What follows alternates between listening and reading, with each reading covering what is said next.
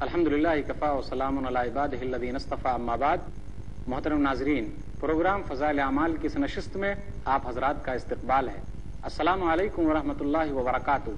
आज की नशिस्त का मौजू है दरूद शरीफ। औज़ु बिल्लाहि मिनश शैतानिर रजीम, बिस्मिल्लाहिर रहमानिर रहीम। इन्नल्लाह व मलाइकतहु युसल्लूना अलन नबी या अय्युहल्लज़ीना आमनु सल्लु अलैहि व सल्लिमू तस्लीमा। रब्बि इश्रह ली सदरी व यस्सिर ली अमरी वहलुल उक़दतम मिन लिसानी यफ़क़हू क़ौली रब्बि ज़िदनी इल्मा सुब्हानक ला इल्मा लना इल्ला मा अल्लमतना इन्नका अंतल अलीमुल हकीम। तमाम किस्म की तारीफ़ात अल्लाह वहदहु ला शरीक, खालिक़े कायनात, मालिके अर्ज़ व समा और मुदब्बिरे इंसुजां के लिए हैं। उसके बाद बेशुमार दरूद व सलाम नाजिल हो जनाब मोहम्मद रसूलुल्लाह सल्लल्लाहु अलैहि वसल्लम पर कि अल्लाह रब्बुल आलमीन ने उन्हें रहमतुल लिल आलमीन बनाकर भेजा। अल्लाहुम्मा सल्लि अला मुहम्मद व अला आलि मुहम्मद कमा सल्लैता अला इब्राहीम व अला आलि इब्राहीम इन्नका हमीदुम मजीद। अल्लाहुम्मा बारिक अला मुहम्मद व अला आलि मुहम्मद कमा बारकता अला इब्राहीम व अला आलि इब्राहीम इन्नका हमीदुम मजीद। मोहतरम नाज़रीन, दरूद व सलाम नबी सल्लल्लाहु अलैहि वसल्लम पर पढ़ना एक मुसलमान का दीनी और ईमानी फरीज़ा है।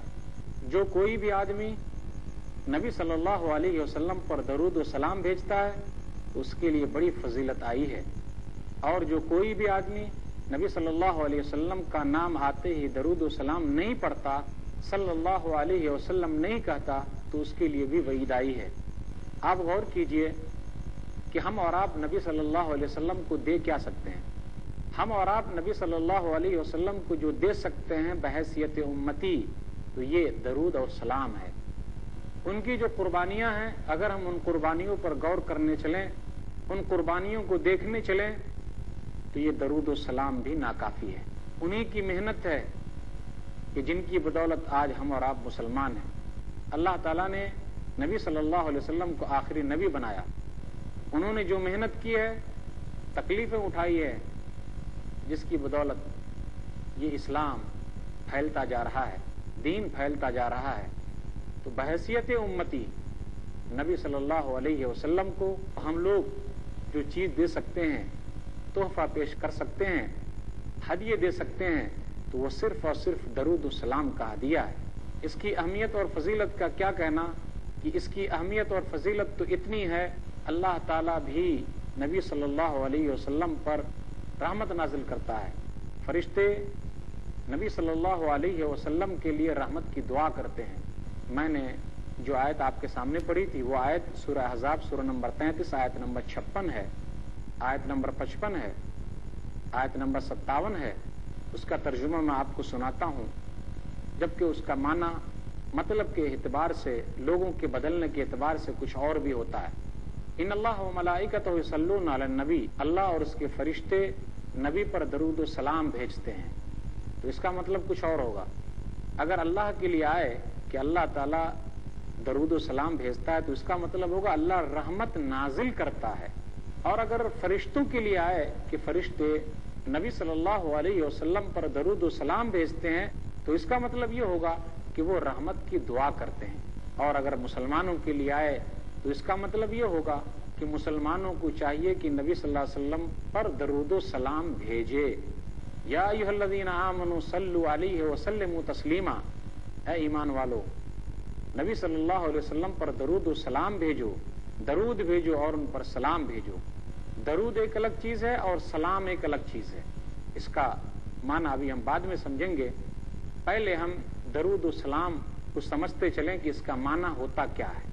अगर वो अल्लाह के लिए इस्तेमाल हो, जैसा कि मैंने जिक्र किया, तो उसका माना होता है रहमत नाजिल करना, और अगर फरिश्ते के लिए इस्तेमाल हो तो उसका माना होगा रहमत की दुआ मांगना, और अगर लोगों के लिए इस्तेमाल हो तो इसका मतलब ये होगा कि लोगों को चाहिए कि वो नबी सल्लल्लाहु अलैहि वसल्लम पर दरूद व सलाम भेजना। सुनन अबी दाऊद किताब सलाह किताब नंबर 2 बाब नंबर 45 हदीस नंबर 543, इन्नल्लाह अज़्ज़ा व जल्ला व मलाइकतहु युसल्लूना अलल्लज़ीना यलूना अस्सफ़्फ़ल अव्वल।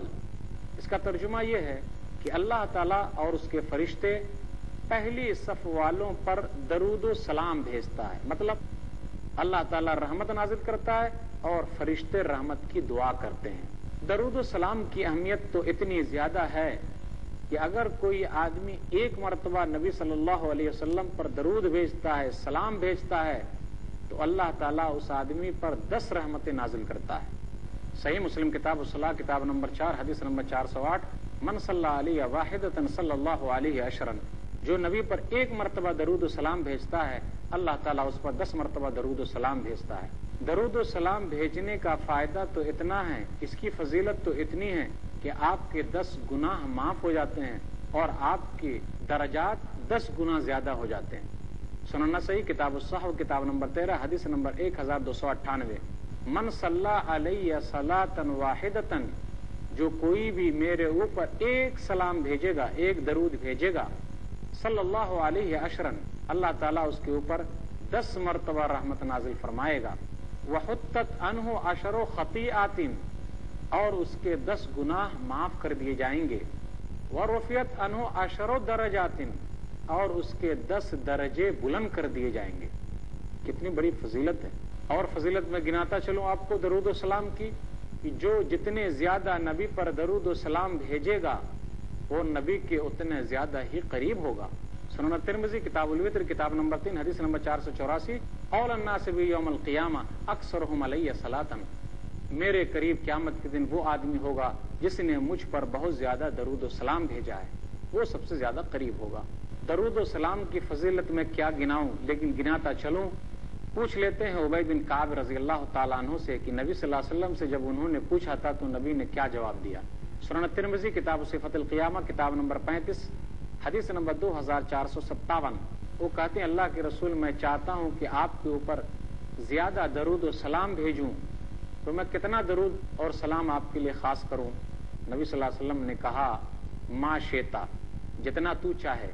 ابی بن کعب کہتے ہیں کہ میں نے کہا کہ میں 1/4 حصہ آپ کے لیے درود و سلام بھیجوں گا۔